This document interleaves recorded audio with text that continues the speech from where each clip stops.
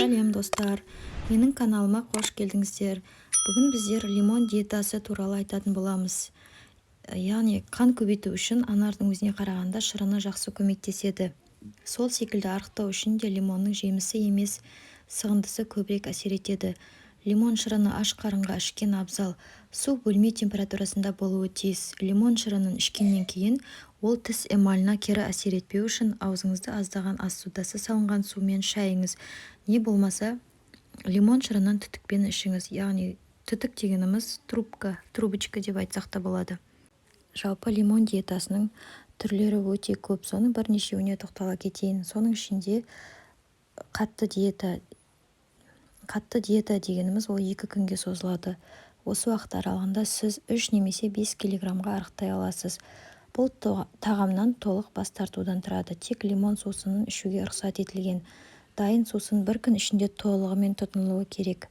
Келесі күні жаңасын дайындап ішуіміз керек. Дайындалу әдісіне келетін болсақ, үй жағдайында бізге 7 лимон, табиғи балдан 1 ас қасық, және де қызыл бұрыштан 1 ас қасық, және де 1,5 литр су керек.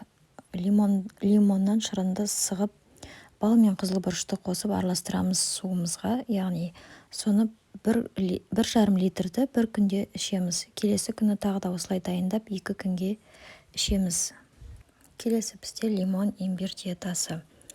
Яғни тамақтанудан 1 сағат бұрын лимон және зимбир сусынын ішуден тұрады. 1 апта ішінде арықтау сусынының көмегімен сіз 2 килограмм жоғалта аласыз. Лимон имбир диетасының қатаң нұсқасы 3 күнге созылады.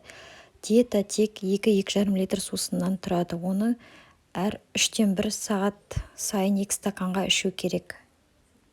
Лимон зімбір диетасын дайындау үшін бізге зімбір тамыры 5 см, жарты лимон және де жарты стакан су керек. Үй жағдайында дайындау үшін бізге зімбірді теркадан өткізіп, және де үгітілген зімбірді таваға салып, суымызды құйып, отта 15 минут қайнатамыз. Қайнатқан суымызға лимон сығындысын қосып, араластырып, сусынды ішеміз. Достар, осымен бүгінге берген лимон диетасы туралы ақпаратым аяқталды. Видеоны ұнаса лайк басып, комментария жазып кетіңіздер.